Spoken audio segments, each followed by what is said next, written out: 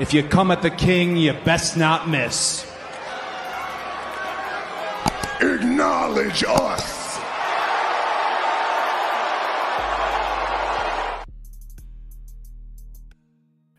Hey, this is the Turnbuckle King. This is Red Carpet Rain. We're here to talk about SmackDown recap and reactions. Bad blood boils over. We're here to talk about the most recent episode of Friday Night SmackDown. It has made its re-debuting at USA Network. And of course, we're going to talk about the bonus round, how to book tag team match at Bad Blood. We are here at the ring. We also hear from Facebook and X as well as YouTube. But before we do begin, guys, I need you to do something that's real simple, and it's to double tap that screen. Welcome to the button. Speed. Acts like a sucker. Oh boy. More spinning. What's it gonna be? Uh-oh. What? So yes, let's do that while we get into the ring. We'll go over SmackDown, the episode, everything that happened on the show, recap, of course. We'll go over the matches, go over what happened on the show, and also give a rating, and also, as usual, give what went wrong with SmackDown. And also, before that, we'll go into the bonus round. So let's look over the match card, shall we, for one moment, and let's see what was advertised. All right, we got Solo versus Cody, the big match, Undisputed WWE Championship, steel cage match. We have a best of 5 between Andrade and Carmelo. They both won 2 apiece. Then, of course, we got Kevin Owens in a mystery tag partner versus A-Town Down Under in the tag team match. Let's look over that for real one moment before I do start the sequence of the show.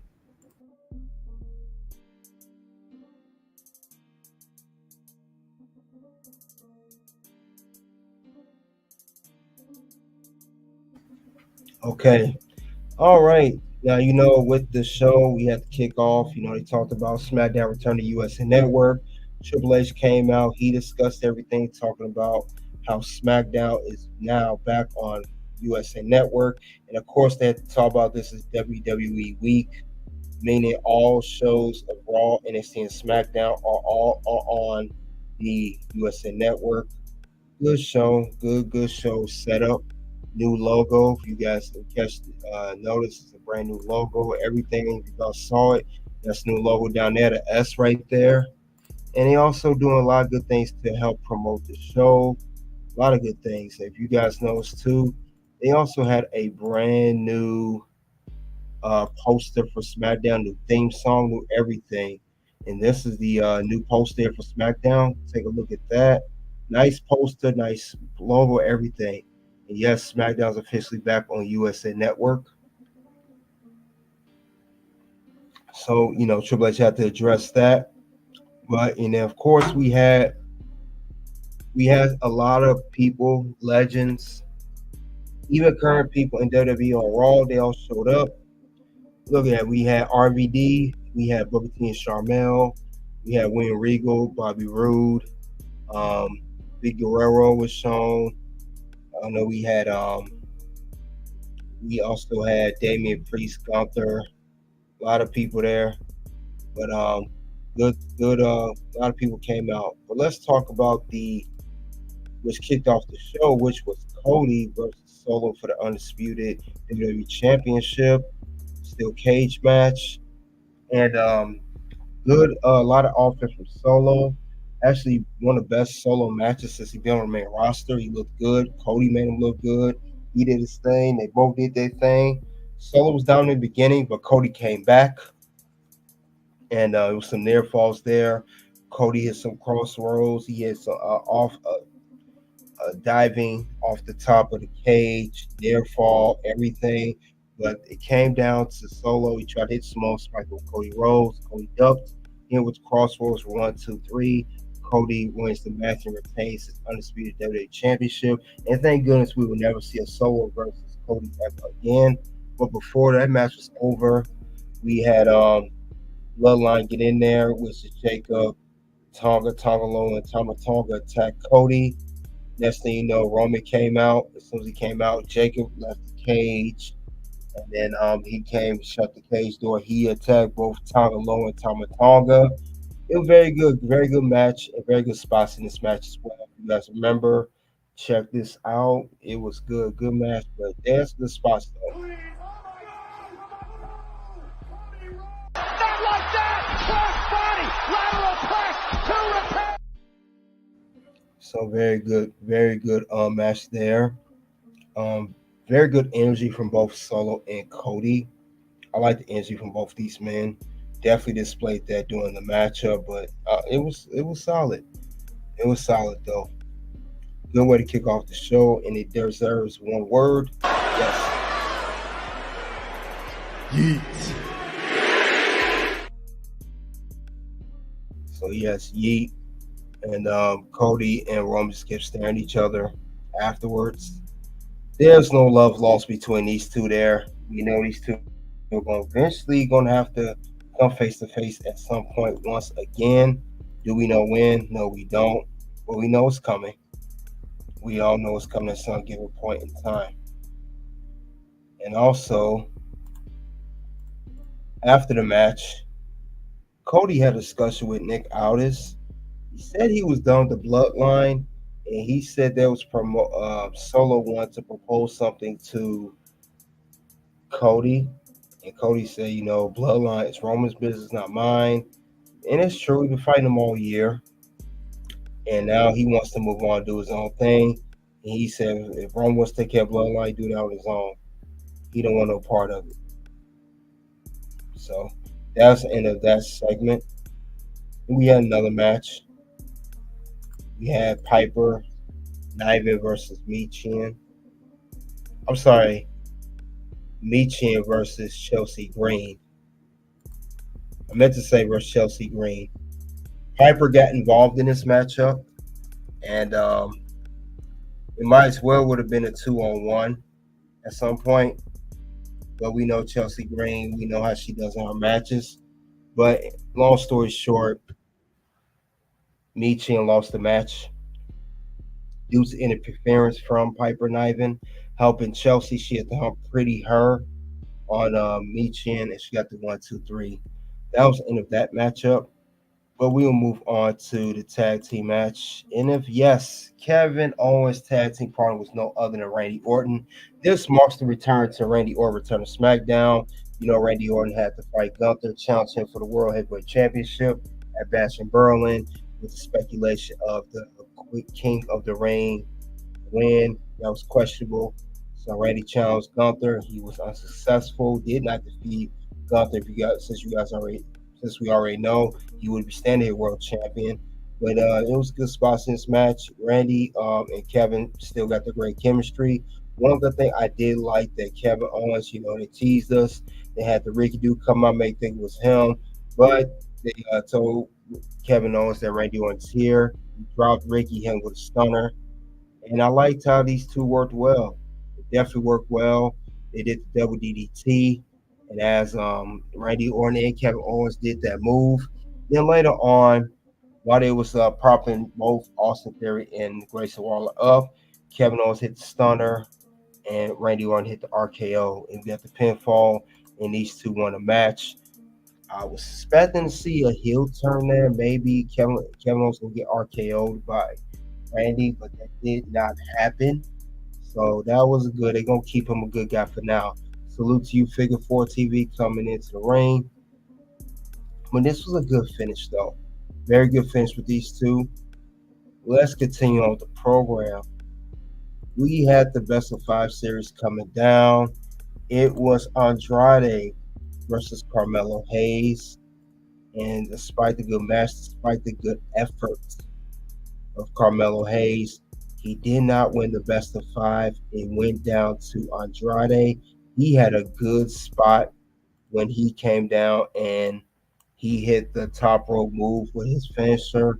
And that was pretty much, that's all she wrote. 1, 2, 3, Andrade. He has defeated Carmelo Hayes. Like I said, this between these two always had good chemistry with each other. I'm not denying that. We knew it was going to come down to that. But before it was over, we saw LA Knight cut a promo. Said if you want to come challenge, if Andrade want to challenge him for the United States title, it's on. And Andrade's ready to face LA Knight. He will move on to face LA Knight. And LA Knight next opponent would be Andrade. And I said it here. Whoever's going to win between Andrade and Carmelo Hayes series will go on to challenge. They want to challenge LA Knight for his United States title because we know he has no challenger. We faced Santos and other stuff, but we know it was going to come down to one of these guys challenging pretty much LA Knight for his title. So we're going to see where that's going to go next. Let us see how that's going to move, but that's where it's going. But we know you couldn't fool us, though. What you need to do is stop playing. You might have all these crusty, dusty musties tricked, but you ain't tricking us. So we knew that the winner was going to go face LA Knight. It was so obvious. But let's get to the rest of the show. We had another segment here before we do get to the another main segment of the show. We had a segment between Nia Jax. We had Bayley, Tiffany. You know, it was a segment over her women's title. And we know that Nia, she basically she did not wrestle tonight, but she did let people know she's on top. She's still the queen.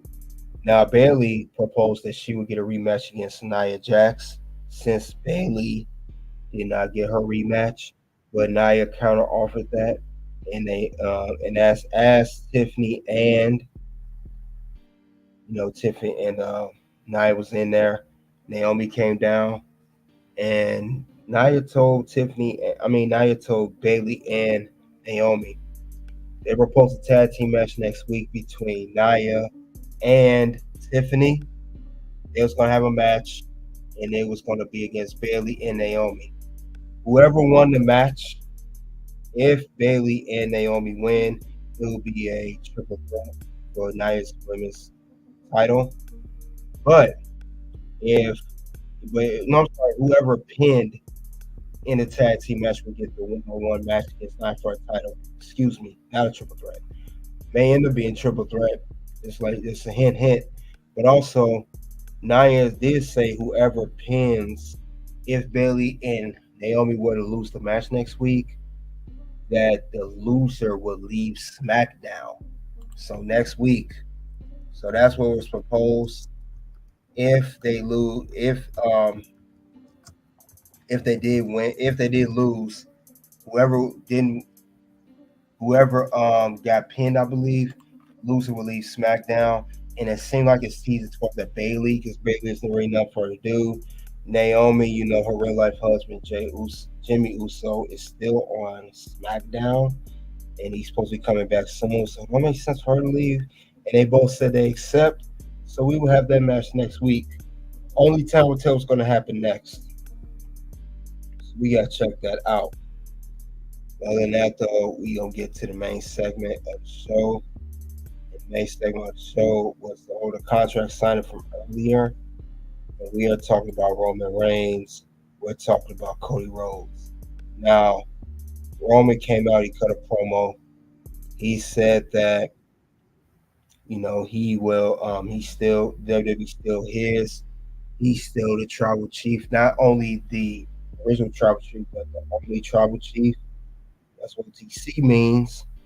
And he said that this is family business with the bloodline. He can handle the bloodline, the Ula Fala, however you pronounce that necklace. He said that he can handle it on his own. He don't need help from anybody, and especially need help from Cody Rhodes. Cody Rhodes comes out. And of course, he said that he had, was done bloodline as we thought. Turned out not to be the case. Turned out that Cody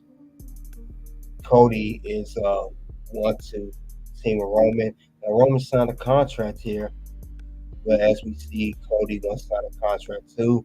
So we're gonna have a tag team match at Bad Blood. It will be Cody and Roman teaming up for the first time ever in a tag team match at Bad Blood versus the Bloodline, which consists of Solo Sikoa and Jacob Fatu of the Bloodline.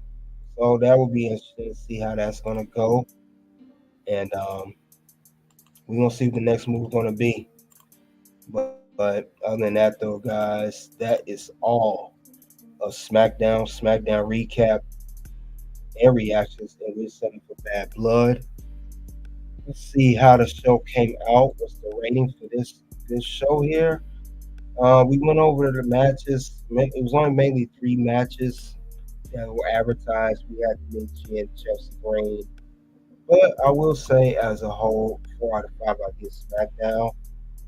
We did get a great match out of Solo and Cody to open up SmackDown. That was surprising. The return of Randy Orton. A lot of legends showing up in the building. We had Teddy Long. We had Ron Simmons, Booker T, Charmel. We also had Vicky Guerrero. We had a lot of legends in the building. A lot of legends showing up. Segments backstage. RVD. A lot of people showed up. And of course, we had Arthur and Carmelo. They finished their feud. And then the tag team match. We also had segments set for we're setting up Bad Blood matches. Tag team match of Roman and Cody. And then Nia Jax proposed something to Naomi and Bailey. Definitely a solid show. And if you guys check it out, you want to rate what you think of SmackDown, go to rate properly on YouTube. It's what people are saying now about SmackDown. You got 82% people gave it an A, 11% gave it a B, 6% gave it a C, and only 1% gave it a D or F. So if you want to go and rate the show, go ahead and do that. We're talking about SmackDown. But let's go over what went wrong with SmackDown. Let's talk about that, shall we? Despite the great rating, we always talk about what went wrong with SmackDown, what could have been done better, what was done different, what shouldn't have happened. And I always do that. So we'll go over a few things what went wrong with SmackDown. Because I do have some issues there. Let's go over one thing. First thing, why is Michin only an enhanced talent? Why is that? Because every time you see Michin in a match, she's either, whether it was SmackDown or NXT or whoever she's wrestling, why she's always on the losing end of the stick? Why does that always have to be the case with her? I think that sucks. Michin is a great talent. Now, I know they notated on SmackDown she's a former TNA Knockouts champion. That is true, but she literally gets no wins. She barely wins matches. I know she was released from WWE about back. She returned. However, I think more should be done with her. At least give her a run with at least put in a tag team, win a tag team belt. Now it's like she took over Natalia's spot as the enhanced talent for the women's division. Now Natalia, we knew she just resigned with WWE. She took a vacation. She just returned on Raw this past Raw, and season premiere of Raw. But Michin's like taking L's, and it's not even fair. Like, what's going on here? What's up with her taking L's? I think more should be done with her. I just don't think that's fair at all. I don't see what the whole thing is with her. I don't know why they did her like that. I think she should be treated a lot better than that. A whole lot better. Because I just don't get it. Michin, she's too good with talent to be treated this way. I'm having a moment right now. With Michin, it's always been going to talent. I'm kind of feeling like right now, so much of a moment here. And I'm almost feeling like a certain announcer that it had to be on SmackDown. So it's Michael Cole. Not this way! Not this way! Damn it! Yeah, I'm feeling like Michael Cole right now. I think more should be done with her. I mean, what can she get a win for anything? Why she steady got to take L's all the time? So I don't know what's going on with that picture. Hopefully, They do something with it in the future. I really hope she don't end up getting released again. I really hope that's not the case. I hope they have some type of plans for her in the future because I don't see why she's not getting over at all. I don't see what the case is with that. I just don't get it. And I mean, maybe I'm wrong. Maybe they have some plans with Michin, but I don't see it as of right now. You know, something should be done with her. She shouldn't be losing all the time. We like to see some wins. I spoke on this before, but I just want to speak on a little bit more. So I just don't see what's the purpose of this. I don't. But I mean, you guys let me know if you feel some type of way, because I know I do. Hopefully, some more stuff is done better. I really hope so. Other than that, though, that's one thing I saw wrong with SmackDown. I didn't agree with. Another thing I didn't agree with. I don't agree with Carmelo Hayes losing Best of 5 series. Carmelo Hayes, similar to Michin, another great talent on the roster. Now I know he does not have nowhere near the experience Michin has. He's not a veteran like that yet, but he's been in the game long enough. I know Carmelo before he got to NXT he was on the independent scene. But I think I don't agree. I like Andrade. I'm not saying nothing away from Andrade. I just thought that Carmelo should have won this, and the reason for that being Carmelo is a younger talent. He's a top draft pick, first draft pick for SmackDown. He had matches against Cody Rhodes, the champion. He lost. Understandable. Cody's the champ. He lost against Randy Orton in the King of Ring tournament. Understandable. Remember, Carmelo Hayes even qualified for the Money in the Bank ladder match in July. He didn't win that either, and I believe he was a favorite to win that. So that's 3 things he lost. He even lost. He was even down 2-0 in this tournament against Andrade in the very beginning. But at the same token, he didn't even win this best of 5 here. He lost. I don't see how can he keep up the momentum despite his name and talent. Because people are already thinking that he don't deserve to be on the main roster. They already said Carmelo's boring, and I completely disagree with that. I saw Carmelo's run in NXT. I saw him when he was the NXT North American champ. I saw him when he won the NXT title from Braun Breaker. He definitely has talent. I just don't like how he's being utilized right now. And for that, and also Michin, these two going to listen. I'm going to play this twice. What's going to happen? No. Words? No. You just made the list. Again. No. Words? No. You just made the list. Why is he not over? Why can't he win this feud here? Why does he get left in the dust? That's all I'm saying here. And I take nothing from Andrade. Like I said before, I just don't agree with this move. He didn't have to lose this whole series. He's lost enough. I mean, Andrade, you got the Speed Championship. He's been the United States champion in the past. Carmelo never won that title. He didn't even challenge for it. So, I don't know. But we'll see what happens next with Carmelo. Yeah, it was crazy. Jason Waters said, I don't think it's all between Andrade and Melo. Well, Andrade, according to him backstage when he was interviewed by Byron Saxton, he said it was over. I think it was Kathy, whoever interviewed him, Kathy or Byron. He said it's over. He said he didn't want to hear about Carmelo no more. He's tired of it. Best of 7, that would be great. That's why I thought it was going to go best of 7, but he said he's done with it. So only time will tell what's going to happen next between Carmelo and being on SmackDown. Because I would love to see him doing more, and I thought he should have been treated better. So let's go to another part on SmackDown. We're talking about Cody and Solo. Despite the great match, Solo, remember, he almost botched that top of the cage spot. Remember, he almost botched that. That could have been very risky, and it could have hurt Cody bad, and maybe even himself bad. But still a great match for both competitors. And Solo, he did his thing. And compared to his other matches, he did his thing. We knew Solo was going to lose. It's a given. We know that. But he still looked better than he did in previous matches. So I got to give that part to Solo. I will give him that. Before I do say it's on the list, I'll give him a yeet for that. He'll get a yeet for that part. Yeet. But he definitely could have almost botched that. I'm glad he caught it. I'm glad no one was seriously injured between himself or Cody. But I do remember that with the way he came down was kind of like, kind of tough there, kind of rough and tough there. Glad it didn't come to that. I'm really glad it didn't. So we're going to see what the whole deal is going to be next. Other than that, though, I think it was solid. Very good match. But Solo, you got to watch out for them K spots. Got to watch out for that. Got to watch out for that, you know. But I think Solo, like I said, I know it's one with Raw and SmackDown.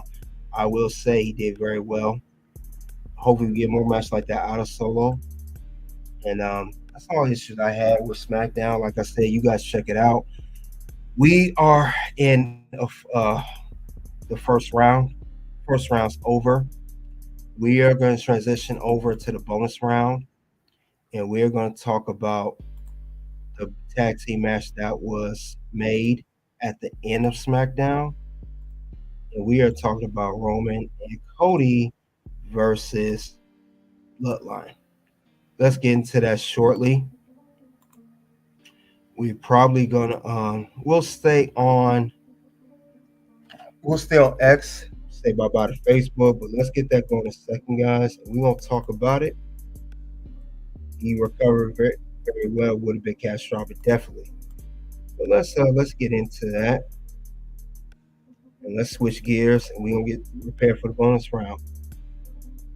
So you guys give me a couple moments, we'll get that going.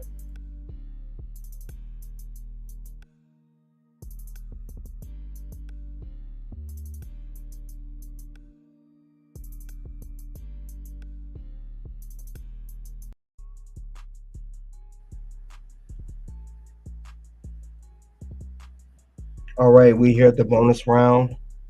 We're here to talk about how would you book Roman and Cody versus Bloodline. Before we do begin, we did this before earlier. We're gonna go back to it. Let's do this once again. Double tap screen before we enter the bonus Welcome round. to the button. Speed. Drew Axlock is suffering. Oh boy. More spinning. What's it gonna be? Uh-oh. So we are here talking about the whole tag team match setting up. And I'm talking about how we'll book this whole particular match. Now we know that Cody and Roman have no love laws, as I stated earlier. They have signed a contract. Cody signed it. Roman signed it. We're going to have a match at Bad Blood. It's going to be for this match. How we'll book it now. Cody and Roman can show animosity at the beginning of the match. They don't necessarily have to be on the same page. They can even take getting beat up for a while. You could give Solo and Jacob good offense. They could be very dominant at the beginning of the match. This could showcase how dominant Jacob could be in a tag. This could show how much Solo needs Jacob in the tag. As Cody stated that, the dominant one is Jacob Fatu. You can show Solo, of course, as he started to build up his character and build up his name in matches. We can see that going. And let Cody and Roman work things out. Then later on, they can start to coexist with each other. We can see Solo. We can see Jacob doing a thing. Now, here's the thing. While they're doing that, they can even get some near falls in. It could very well happen.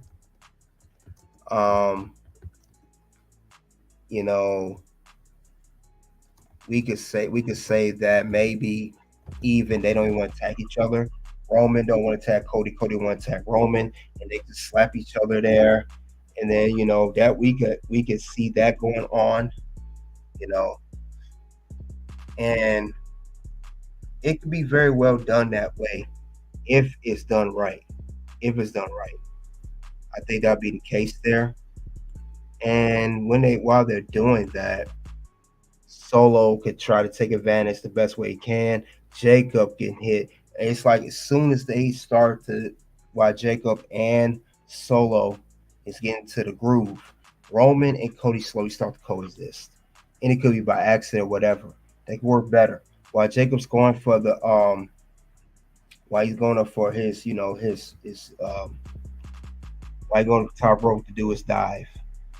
Hurricanrana. I mean, not Hurricanrana, but you guys know what I mean. While he gets up the top to do his move, and he does it very good. His moonsault so effortless, so good done for a guy his size. He can miss. Solo can miss the Samoan spike. Then we could get some momentum, get a hot tag in there. I would say Cody, since he's shown like getting the feet beat up during the match, he can start getting some momentum. He can hit the cross. He can hit the cutter from the rope. He can start doing the move he does where he lays down and he hits the opponent. We can get that as well. And then before we know it, he starts and he gets the tag in on Roman. Roman can get the tag. He could get the tag on there. These guys start we're flowing. Roman could do his thing. He can start being dominant. He did on SmackDown. Get his little somewhat like a rock bottom choke slam type of move. He could do a Samoa drop. He could do a whole bunch of moves. And before you know it, while he is in he got the hot tag from Cody. Have him set up for the spear. He can start the Superman punch first. He can actually get Jacob with the Superman punch, and maybe Jacob doesn't even get pinned. Maybe Solo gets pinned. He hits him with the spear. Everything. I think it'll be great. But that'll be a good way to book it. Figure 4 TV said, remember what The Rock whispered to Cody. I can't believe Cody will stop The Rock. Cody heel Roman face. That could be a thing. And I'm glad you said that. I'm glad you brought that up, Figure 4 TV. You must have read my mind. Thing about it is, while that's going on, we're seeing that these guys are working well. We've seen that's the way where it's going on. We can very well see that. And next thing you know, while Roman is setting up for a spear, he spears, like I say, he could spear.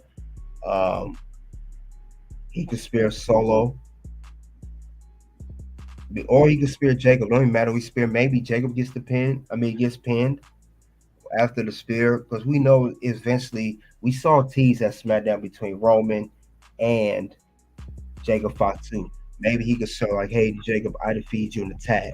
So he could Superman punch Solo, spear Jacob, and get it in there. Maybe it takes two spears to get Jacob. Jacob will kick up out the first spear. And that's what we get. And I would say to book this match, yes, Cody and Roman win match. That's how we'll book it. They both win the match. We get these two. They're on the same page. They end up winning the match. That's how the result will be. I don't see Cody and Roman losing. They will win. Like I said, despite them being not on the same page at first, they can eventually win. They'll work together and win the match. So I can see that. This tag team match is symbolic to a double turn because Solo and Jacob are not soul teammates either. No, because remember, Jacob Fatu was asked by Cody Rhodes to step up last week on SmackDown, and Solo stopped him. He stopped Jacob, just like Roman stopped Solo. We can absolutely get Cody and Solo versus Roman and Jacob down the road. We can, because Solo could be a baby face, and Solo could still be a heel. Jacob turns good, but we want to see Roman versus Jacob before they team up. That's what they definitely down the road, like you said. I'd rather see them face off each other first. But here's the thing: after Cody and Roman win the match, I think if you guys remember, I think we're gonna get I think Figure 4 TV kind of spoke too early. We get a Survivor Series 2011 deja vu. If you guys remember that, we had the Never Before, Never Again. Remember this tag team match? It was The Rock's first match back. Rock and Cena teamed up, Never Before, Never Again. What happened after that match was over? After Rock and Cena won that match against Awesome Truth, which is The Miz and R-Truth, The Rock bottomed Cena after the match. Even though they won the match, he rock bottomed him. Who to say that maybe Roman Reigns spears Cody Rhodes? Who to say that ain't the case down the line? Or, like Figure 4 TV said, he got the words out of my mouth, Cody Rhodes cross with Roman Reigns. This could be very similar to Survivor Series 2011. That's all I'm saying. And I think this would be great storytelling if they do that. Matter of fact, it's so good, I'm feeling like a whole bunch of catchphrases right now. Not just the yeet. This is the big one here. Yeet, delete, yes, we believe in Joe Hendry. Suck it. Woo! What? Yeah. I'm feeling like that right now. That could be the very well case between this ending of this match. It could be like Survivor Series 2011. Coincidentally, The Rock was the one to turn on Cena. Maybe that's what Rock whispered to Cody. Hey, do Roman how I did Cena back in 2011. You team up with him, never before, never again. Even if you win, hit him with the crossroads, or maybe, like I said, Roman can spear Cody too. It could be either way. Cody crossroads him, or Roman hits a spear on Cody. Either way, I do not see these two just walking out without one or attacking the other. Either Cody attacks Roman after the match, or Roman attacks Cody after the match. I think that'll be a great setup. And the reason I say that, it sets up Roman Reigns getting his rematch versus Cody Rhodes for the WWE Championship. This is far from over. Remember, Roman, he still never got his rematch. Nick Aldis mentioned this a couple weeks ago. He never got his proper one-on-one rematch against Cody. Cody never fought Roman after winning the title. And remember, Cody did tell Roman, you did used to run WWE. You did used to be at top of the mountain, and that's until WrestleMania 40 when I defeated you for the WWE Championship. So you know Roman felt some type of way when he said that. You know Roman had that look like, I can't believe you just said that to me. Tell me you did not just say that. So that could very well be the case here. Where's Jimmy? If you know Figure 4 TV, I heard reportedly that Rikishi mentioned on his podcast, Jimmy really was hurt and he had surgery. And I believe he's not clear to wrestle just yet. So I was going to come down like where Jimmy at, but once I heard that earlier this week, Jimmy's not, I don't think he's fully cleared or they saving him. So that's why he went there. It would have been great for him to be there, but I think everybody was anticipating Jimmy Uso, including myself, and to show up at SmackDown. Unfortunately, we did not get Jimmy Uso at the SmackDown premiere, season premiere at USA Network. But other than that, though, this will be a good setup. Roman and Cody's going to run that back. They're going to have another match for the WWE title. They're going to wrestle once again. This time, it could be a Roman face and Cody heel. Remember, it was Cody that was the baby face and Roman heel. It could flip this time. It could very well flip. So that's the way I see that going down.